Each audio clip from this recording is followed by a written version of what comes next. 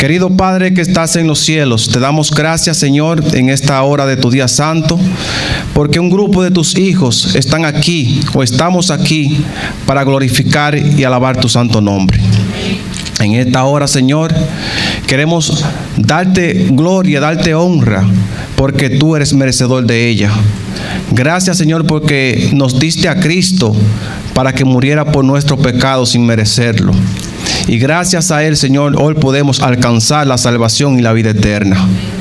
Mira, Padre, te suplico en esta noche de que envíe a tu Santo Espíritu. Ese mismo Espíritu Santo que inspiró a los profetas y a los apóstoles a escribir tu palabra. Que ese mismo Espíritu Santo sea el que nos abra los conocimientos en esta noche y me use con poder para glorificar tu santo nombre. Y que cada persona que está aquí presente pueda salir glorificada, renovada, y que hagamos tu voluntad en este día, Señor. Te lo pedimos y te damos gracias en el dulce nombre de Jesús. Amén. Hay un mandamiento en la palabra de Dios que quiero compartir con ustedes. Y es el mandamiento número 7. A ver, ¿cuántos de ustedes saben cuál es el mandamiento número 7 de la santa ley de Dios? De los 10 mandamientos, ¿cuál es el mandamiento número 7? ¿Recuerdan? ¿El cuarto cuál es? El sábado. ¿El quinto? Honra.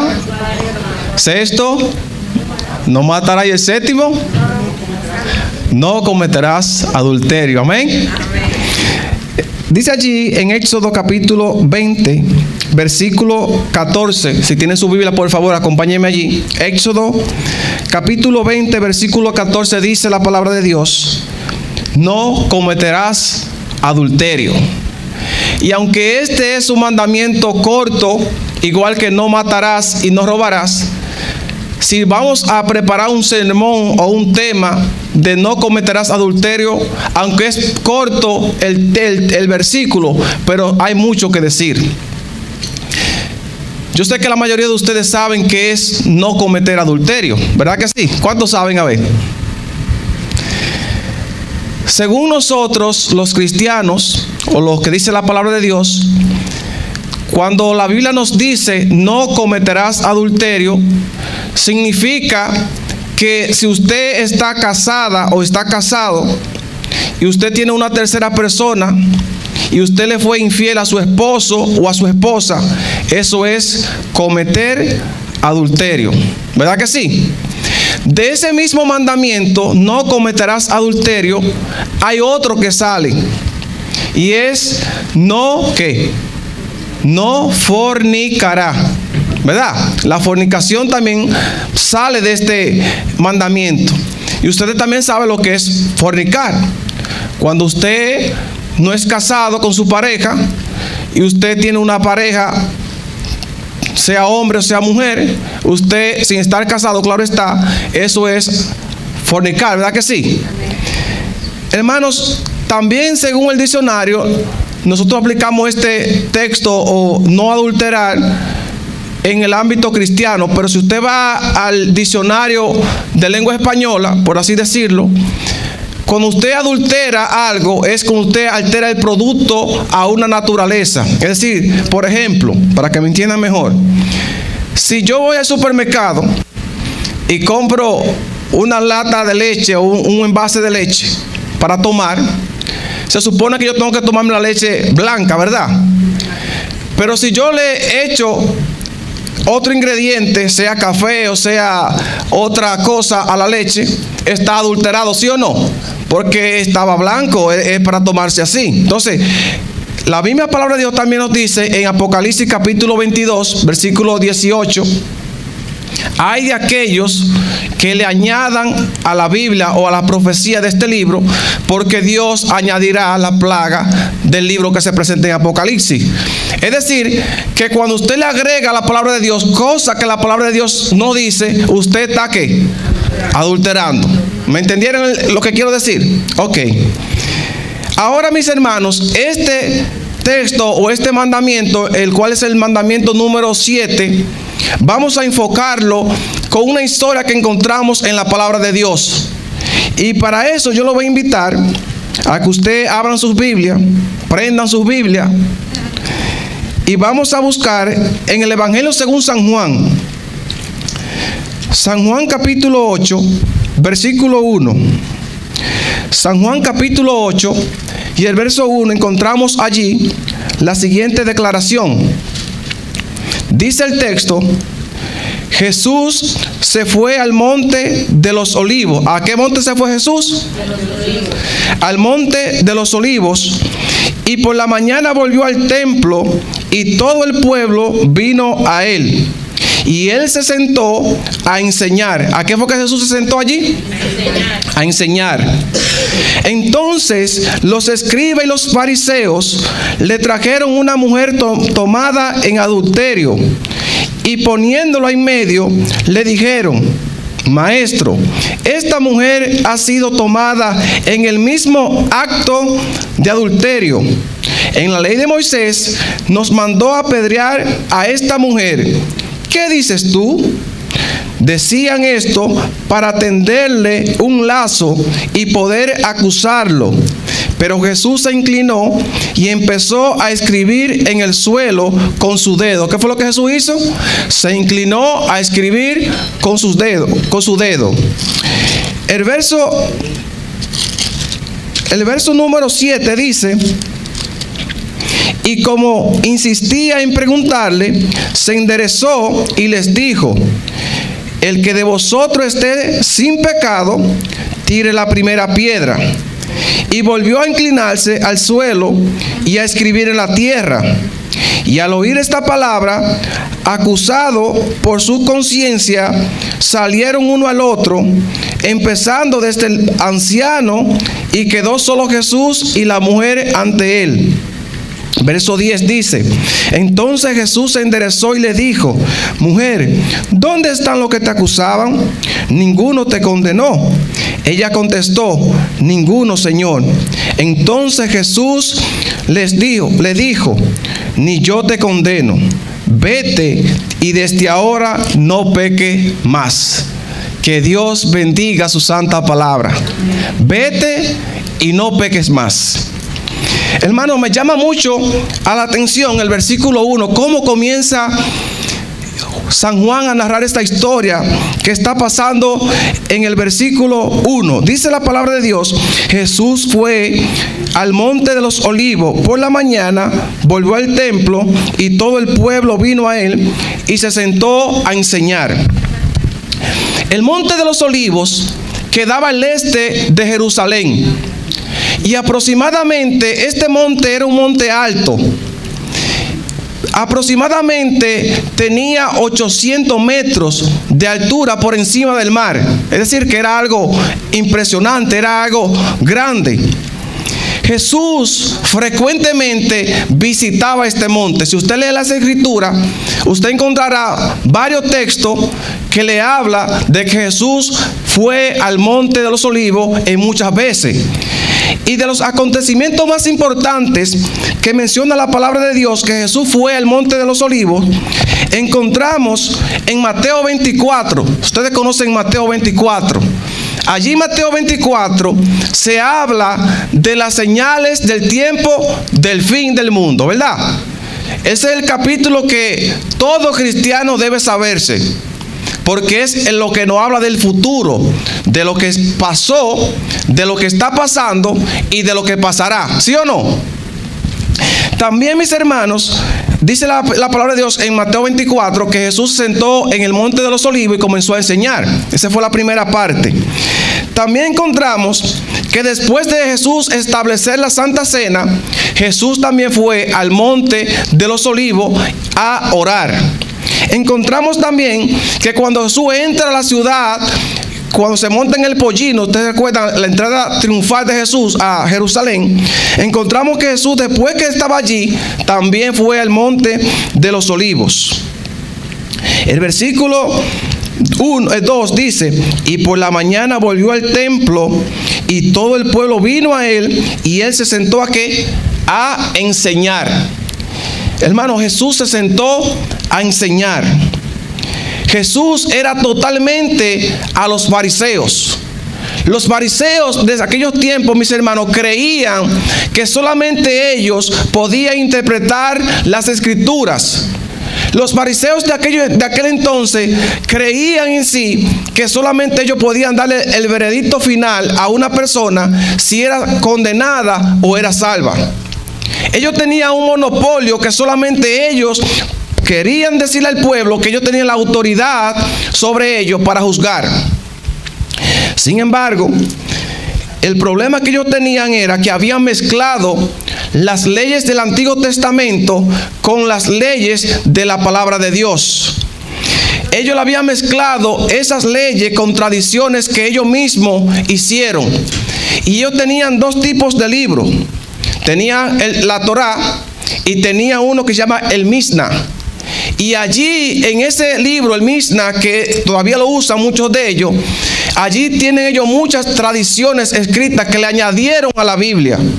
Imagínense ustedes, allí encontramos nosotros, por ejemplo, al día sábado, que es el día santo del Señor, ellos le agregaron 38 mandamientos al sábado. Uno de ellos consistía en que si una persona daba más de 1000 pasos en sábado, tenía que quedarse en ese lugar porque no podía seguir caminando.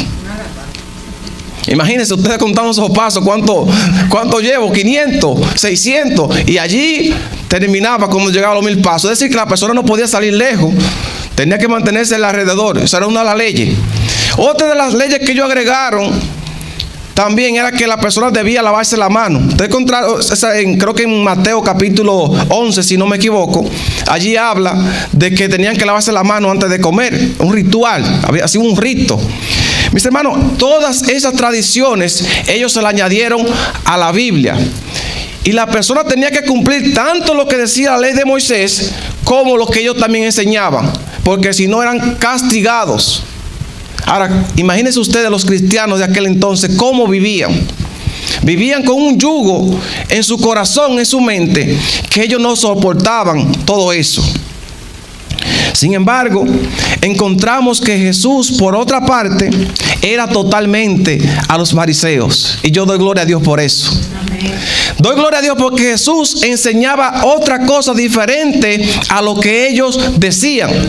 Jesús lo primero que le presentaba a la persona era el amor de su Padre, el amor al prójimo. Y eso es lo que nos ha enseñado a nosotros hoy en día. El hermano Daniel, pasado miércoles, lo que ustedes lo tuvieron algunos, pero hablaba de el amor al prójimo. Y eso me impactó tanto que yo se lo comenté luego a él. Le dije que ese sermón me gustó, porque nunca lo había visto de ese enfoque que lo hizo. Yo tengo el tema, después lo voy a subir a las redes para que ustedes puedan disfrutar de ese tema. Un tema muy precioso y muy valioso para nuestra vida espiritual. Pero lo que quiero decirle, mis hermanos, era que Jesús enseñaba de una manera diferente a ellos, porque Jesús no era teoría, Jesús era práctica. Y eso era lo que le faltaba a los fariseos. Jesús no era que hablaba y que vamos a hacer esto. Jesús cumplía también lo que él decía. Era la palabra viva predicándole a ellos. Y cuando Jesús se encontraba con los fariseos, Jesús no le decía cositas bonitas a ellos. Generaciones de víbora, hipócritas. ¿Cómo un ciego puede andar con otro ciego? Jesús lo reprendía, mis hermanos. Y hoy en día hay muchos fariseos en nuestro tiempo. Fariseos que viven atacando a la iglesia de Dios. Y por donde más nos atacan es por el sábado. Que tú no tienes que vestir esta prenda porque tú pareces una mundana o pareces un mundano, que tú no puedes hacer esto, que puedes hacer aquello. Y hay muchos fariseos. Incluso dentro del pueblo de Dios hay muchos que también se dan la talla, como dice uno en dominicano, de ser fariseos. El versículo 3 y 4 dice: entonces los escribas y los fariseos le trajeron una mujer tomada en adulterio, y poniéndola en medio, le dijeron: maestro, esta mujer ha sido tomada en el mismo acto de adulterio. ¿En el mismo qué? Acto de adulterio. Y eso me llama a la atención a mí. ¿Saben por qué? Porque ellos, en un dominicano, ya sé que hay muchos dominicanos, la encontraron con la mano en la masa. Esa es la palabra, la encontraron con la mano en la masa. Pero cuando estos fariseos encontraron a esta mujer, no le dijeron: vamos a ponerle un nombre a esta mujer, Rosita, vamos a llevarte allí a donde Jesús para que Jesús te dé el veredicto final. Eso no fue lo que ellos lo dijeron.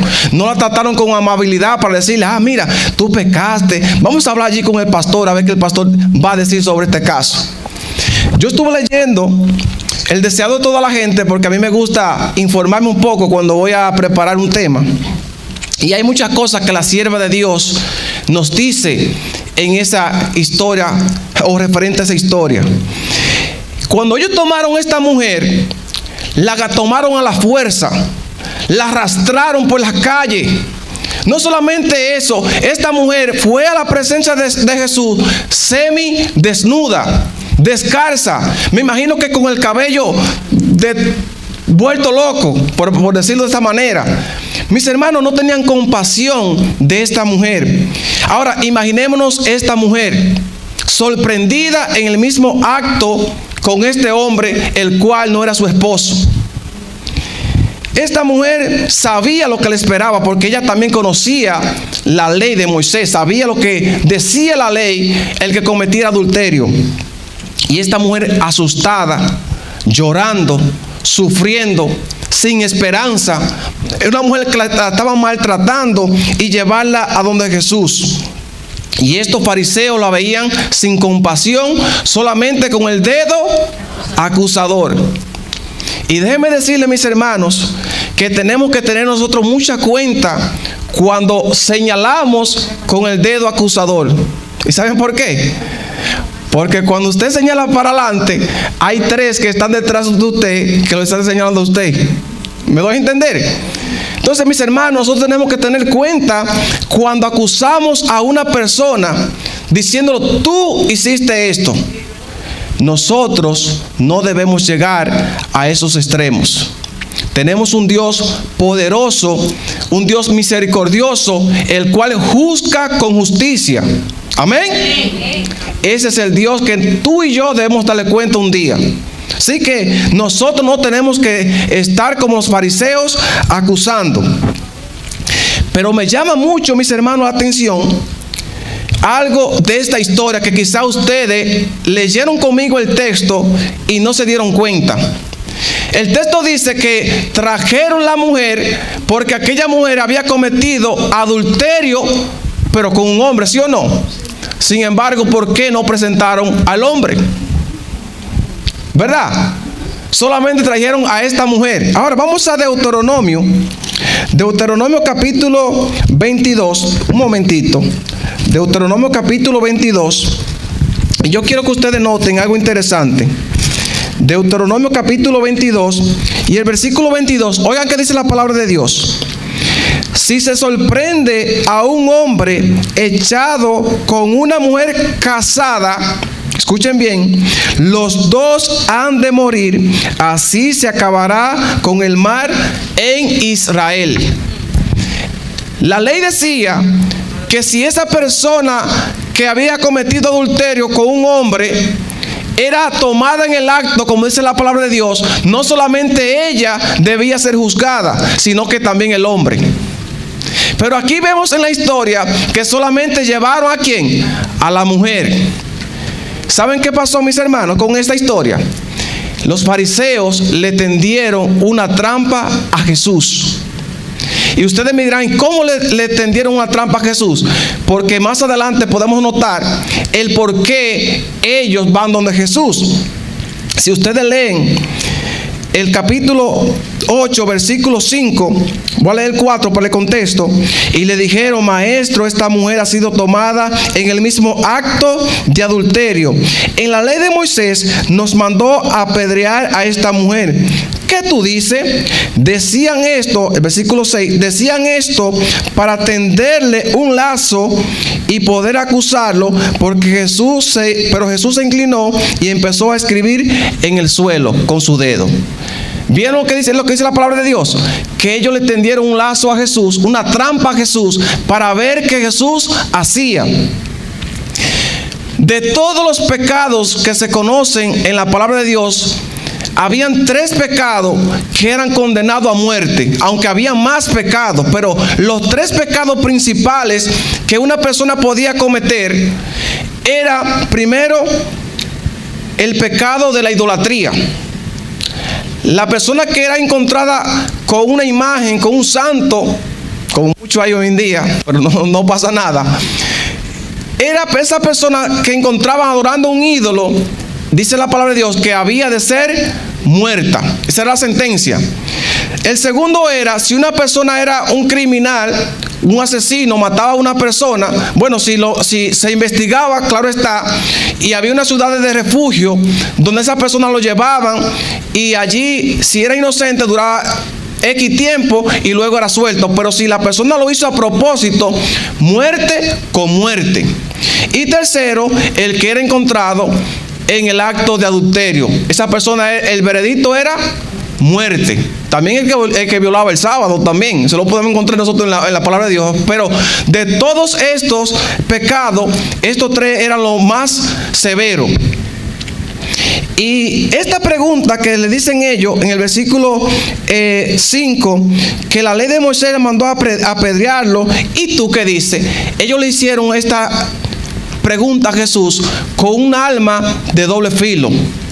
¿Saben por qué, mis hermanos? Porque si Jesús declaraba a la mujer libre, estaba diciendo que Jesús estaba violando la ley de Moisés, porque la ley decía claramente que debía ser la mujer ¿qué? Condenada, muerta. Pero si Jesús se inclinaba por la otra parte y decía o daba la orden de muerte, que esta mujer debía morir, porque la ley decía que iba a morir, habían 2 problemas. Uno era que iba a ser enjuiciado por los romanos, porque estaba el Sanedrín, que era la persona que se encargaban de hacer el juicio entre los judíos, pero también lo podían acusar con el gobierno romano. Ese Jesús que anda predicando la palabra mandó a matar a fulana, y por ahí Jesús tenía problemas. Pero había una segunda opción o otro punto que podemos notar, y es que si Jesús decía que esta mujer era condenada y que debía ser muerta, Jesús tenía muchas personas seguidoras de él que iban a pensar, ¿y dónde está la misericordia de Jesús que manda a matar a la otra persona? Y esos seguidores que Jesús tenía, ¿qué iban a hacer? Se iban a apartar e iban a tomar a Jesús como un falso profeta. No como una persona que lo iba a libertar de esclavitud, no que era una persona que lo amaba, no era una persona que tenía misericordia, sino que era una persona más en el camino. Pero la sorpresa, mis hermanos, y eso es lo que me llama más a la atención, que ellos le dieron a Jesús, ¿cuántas opciones? 2 opciones: o la condena o la salva. Pero yo doy gloria a Dios que Jesús tuvo una tercera opción. Ellos no se esperaban eso. Jesús tenía una tercera opción. Y mis hermanos, el versículo 7 nos dice, ¿qué dice la palabra de Dios? El versículo 7 dice: y como insistía en preguntarle, se enderezó y les dijo: el que de vosotros esté sin pecado, pues que tire la primera piedra. Jesús no le dijo que la mataran, ¿verdad que no?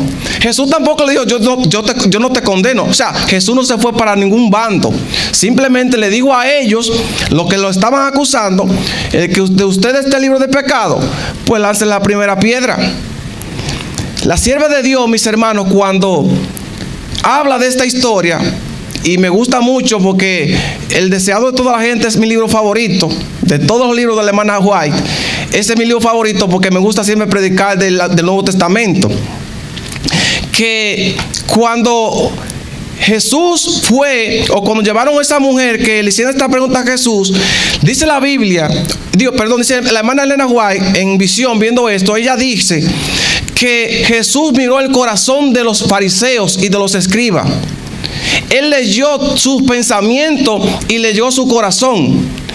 Y Jesús anteriormente había dicho algo interesante, y eso lo encontramos nosotros en Mateo. En Mateo capítulo 5, versículo 28, Jesús dijo: el que mira a una mujer para codiciarla, comete adulterio en su corazón, en su pensamiento, porque recuerda que el corazón es aquí el pensamiento. Jesús había mencionado esto en San Mateo 5:28. Entonces Jesús había leído el corazón de ellos. Jesús sabía que ellos, esos fariseos que estaban acusando, eran personas que estaban mirando a las mujeres con ojo de enamorarla, de codicia. Así mismo, hermana Raquel. Entonces Jesús leyó el pensamiento de los fariseos. Pero hay algo también que quiero tomar de esta historia. San Juan capítulo 8, versículo 7 dice: el que esté libre de pecado, tire la primera piedra. ¿Y saben qué? Jesús citó la palabra ahí mismo. Jesús citó el Antiguo Testamento. Y cuando nosotros vamos a Deuteronomio capítulo 7, Deuteronomio capítulo 7, vamos a buscar allí Deuteronomio capítulo 7.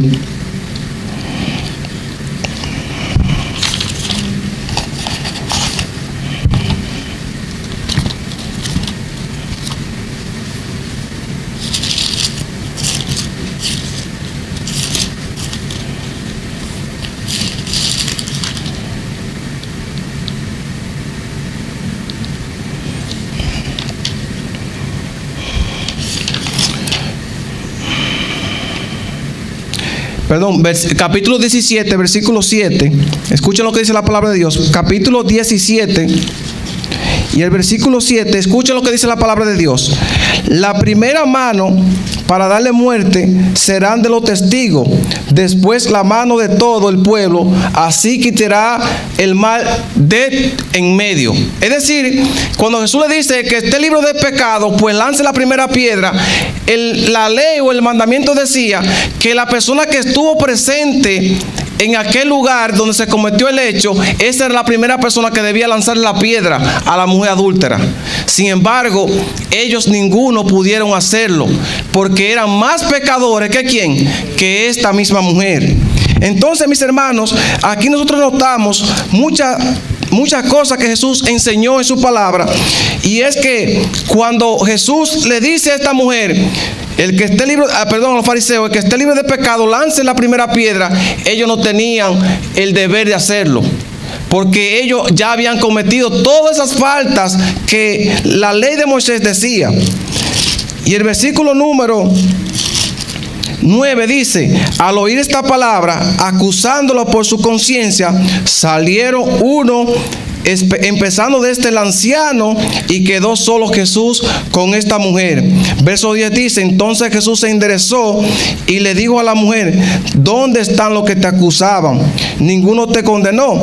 Verso 11 dice: ella contestó: ninguno, Señor. Entonces Jesús le dijo: ni yo te condeno, vete desde ahora y no peques más. Mis hermanos, Jesús es misericordioso con nosotros. Aunque nosotros somos malos, personas que quizás no merecemos la gloria de Dios, la gracia de Dios, Jesús se digna en salvarnos y rescatarnos del pecado. Por eso es que en Gálatas capítulo, que fue la lectura bíblica, Gálatas capítulo 6, verso 1 dice la palabra de Dios: hermanos, si alguno ha caído en alguna falta, vosotros que sois espirituales, restauradlo con el espíritu de mansedumbre. Dice más: cuidando que tú también no seas tentado. Muchas veces nosotros usamos el dedo acusador con los hermanos. Muchas veces queremos decir: porque fulano hace esto, fulano hace aquello. Pero nosotros tenemos que ver nuestros defectos primero, para después ver los demás. Y la misma Biblia nos da los consejos, los pasos que nosotros debemos dar cuando vemos que nuestro hermano comete un error. no es divulgarlo a la iglesia, no es decirlo a toda la congregación, sino, dice la palabra de Dios, vaya a donde está esa persona y hable con esa persona. Si te escucha bien, ¿verdad que sí? Eso que dice la palabra de Dios. Si no, mis hermanos, usted puede tomar un segundo paso. Usted puede ir a hablar con el anciano, con el pastor. Fulano, yo vi que pasó esto, vamos a hablar con esa persona. Y el pastor o el anciano junto con usted van y amonestan a este hermano que está. Y dice la Biblia que si el hermano lo escucha, usted ha ganado. Nosotros, mis hermanos, no tenemos que juzgar a nadie. Los juicios son de Dios. Está claro, nosotros también tenemos que, en muchas ocasiones tenemos que hablarle al hermano y decirle dónde están sus faltas para que se vuelva a Cristo y pueda ser sellado para vida eterna. Amén. Pero también nosotros tenemos que ser misericordiosos con Jesús al momento de juzgar. Ninguno, dice Romanos capítulo 3, versículo 23, por cuanto todos pecaron y están destituidos de la gloria de Dios. Y el versículo 10 del mismo capítulo 3 dice, porque Cristo está, no hay justo ni siquiera uno. Amén. Amén. Todos somos pecadores, mis hermanos, y todos necesitamos de la gracia de nuestro Dios. Así que en esta noche, mis hermanos, yo le invito a cada uno de ustedes. Sabemos que a diario le fallamos a Dios, pero hoy es una noche de reconciliación con nuestro Dios. Si en la semana, en el mes, en este día usted le ha fallado a Dios y quiere que Dios en esta noche pueda liberarlo y darle paz como le dio a esa mujer que primero la perdonó y la salvó, porque ella será una contada de los salvos. Porque la hermana White dice, terminando la historia, que esta mujer, luego de ser perdonada, ¿sabe qué hizo? Fue una discípulo de Jesús y andaba para donde quiera que Jesús andaba con Cristo Jesús. ¿Habrá alguien esta noche que también quiere ser perdonado por Cristo? Amén. Pues yo quiero que se pongan de pies para tener una oración por cada uno de nosotros, porque también me incluyo, para que Dios cada día nos diga, váyanse y no pequen más. Amén. Oremos. Querido Dios que estás en los cielos, pero que mediante el Espíritu Santo está en este lugar, gracias, Señor, por tus bendiciones adquiridas en esta historia, Señor. Sé que ha sido de gran bendición para nosotros espiritualmente, pero queremos, Señor, que cada día tú nos consagres a ti. Sabemos, Señor, que a diario te fallamos, hasta de pensamientos, pero mediante tu Espíritu Santo, que es poderoso, Señor, podemos ser restaurados y servirte en espíritu y en verdad. Reconocemos ante ti, oh Señor, que somos pecadores y que solamente por tu misericordia podamos llegar al reino de los cielos. Pero, Señor, queremos pedirte que tú nos ayudes. Asimismo, como tú fuiste tentado en todo, conforme a todo lo de este mundo, tú sabes nuestras tentaciones, nuestros problemas, nuestras dificultades. Como tú pasaste por eso, Señor, queremos que tú nos ayudes mediante tu Espíritu Santo a salir victorioso en medio de las pruebas. Que tú seas el centro de nuestras vidas y el centro de nuestros corazones. Ahora, Señor, te pido por la iglesia La Paz en general. Tu pueblo que tú elegiste en este entorno, Señor, añada cada día más a los que han de ser salvos. Que las personas puedan venir a tu casa de oración para escucharte a ti, escuchar tu palabra, y que puedan entregarse a ti antes que sea demasiado tarde. Sigue usándonos con poder para tu gloria y tu honra, y que tu mensaje sea predicado a todas las naciones conforme a tu voluntad. Ahora, Señor, que seremos despedidos de este lugar, pero no de tu presencia. Acompáñanos mediante tu Espíritu Santo y danos un sueño reparador, y que podamos venir mañana temprano a alabar y a glorificar tu santo nombre en tu día santo. Te damos gracias y te pedimos estos favores en el dulce nombre de Jesús. Amén. Amén. Que Dios le bendiga, mis hermanos.